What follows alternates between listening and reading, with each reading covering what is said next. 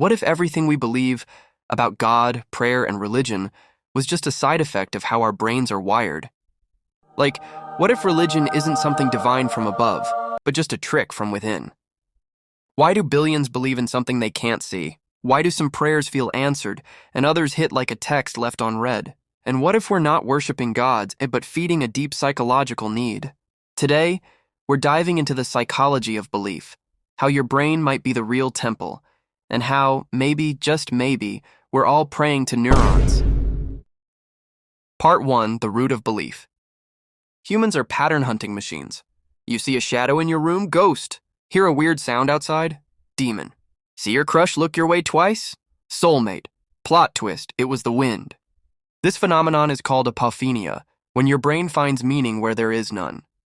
Our ancestors survived by connecting dots, sometimes imaginary ones. Thunder must be an angry god. Flood, punishment from the sky.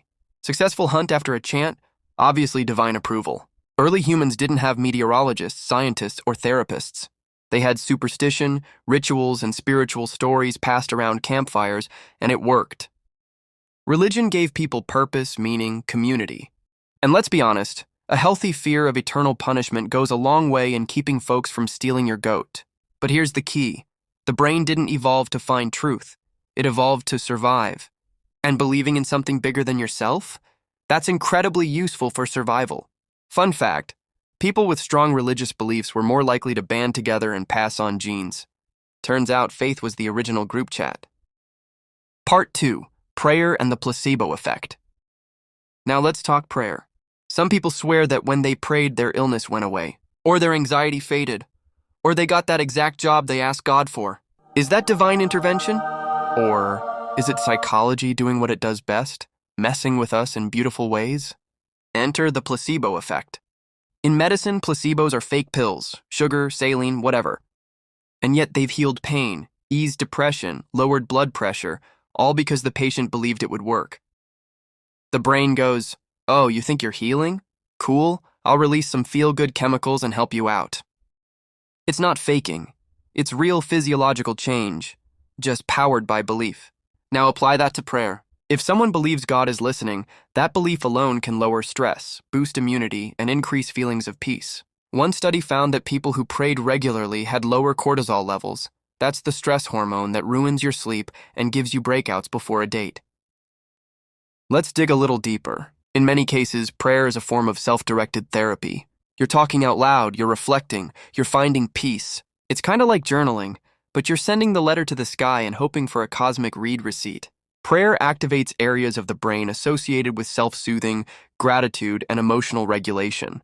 One study even showed that people praying to a loving God, not the angry, wrathful one, big difference, had better mental health outcomes than those who didn't pray at all. But here's the kicker. Even non-believers who practice meditative or reflective prayer can see the same effects. It's not about who you're talking to. It's about the fact that you're talking, calming yourself, and giving your brain a moment to chill. That's the placebo effect at its most magical. The brain doesn't always need medicine. It just needs belief. Part 3, why religion feels so real. So why do religious experiences feel so powerful? Why do people cry during worship? Why do monks report feeling one with the universe? Why do people swear they've heard the voice of God or felt a presence in the room? Because the brain is not just a machine, it's a storyteller. And when you enter deep states of meditation or prayer, certain parts of your brain shut down, especially the parietal lobe, which is responsible for helping you understand where your body is in space. When that goes quiet, you feel boundaryless, limitless, connected to something bigger. Sound familiar? People describe this as feeling one with God, or the universe, or pure energy. But it might just be your parietal lobe taking a coffee break. Also, dopamine, the brain's feel-good chemical, spikes during spiritual rituals, chanting, dancing, singing, praying. That euphoria? Yeah, that's brain chemistry. You just accidentally tripped your own internal joy wire. Some researchers tested this using a device called the God helmet. It stimulates the temporal lobes with magnetic pulses. Participants often reported feeling a presence in the room, sometimes overwhelmingly emotional. No divine beams from the sky, just magnets and brainwaves. In other words, spirituality feels real because it is real. But maybe not for the reason you think. Quick brain flex fact. In one fMRI study, when devout people were asked to talk to God, their brains lit up in the same way as when talking to a real person. To the brain, the conversation was just as real. So when people say, "I talk to God every night," they're not lying. Their brain is having a full-blown social interaction, even if nobody's technically there. It's like an imaginary friend with infinite power, and hopefully better listening skills. So, is God fake, or is belief more powerful than we think? Let's say it out loud. If prayer works even without a God, if brain chemistry explains the divine, does that mean religion is fake? Not exactly. It means this: belief, whether rooted in fact or faith, has a real measurable effect on the mind and body. You might not be cured by prayer, but you might feel better.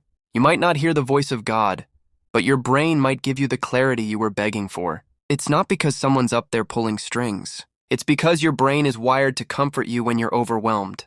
And let's be real, and the world is overwhelming. Religious or not, humans crave structure. We want meaning. We want answers. Life is chaotic. Bills exist. People ghost you. Existential dread hits at 3 a.m. like a drunk raccoon in your brain. Religion, in many ways, is humanity's oldest coping mechanism. It gives rituals, rules, purpose, and a why when everything feels like a giant question mark. That doesn't mean it's fake. It just means it's human. Let's pause and flip the script for a sec. Imagine belief like software. If religion is the app, then the brain is the operating system it runs on. Some people download Christianity. Others choose Islam, Buddhism, Hinduism, or even spiritual but not religious. Some go full atheist mode. Some still pray, just in case. Like a divine insurance policy. But no matter which belief system you pick or don't pick, it all runs on the same hardware: the human brain. And here's the beautiful part. Whether you believe in God, the universe, or just good vibes, your mind is capable of creating peace, healing, connection, and purpose, all on its own. That doesn't make it any less meaningful. In fact, it might make it even more impressive. Because if God does exist, maybe he built the most powerful temple inside your head. And if he doesn't, well, you still have that temple, and it's working overtime to keep you going. Ending 14015. So, is religion just a mental illusion? Or is it a human invention? A kind of psychological life raft built from fear, hope, and love? Maybe both can be true. Maybe prayer is just placebo, but it works. Maybe rituals are symbolic, but they stabilize us. Maybe belief isn't a flaw, but a feature. The mind is messy. Consciousness is weird. But in that chaos, the brain finds patterns, tells stories, and builds something sacred.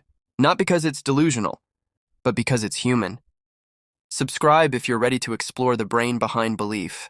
And remember, even if it's just in your head, it's still real to you. And that's powerful.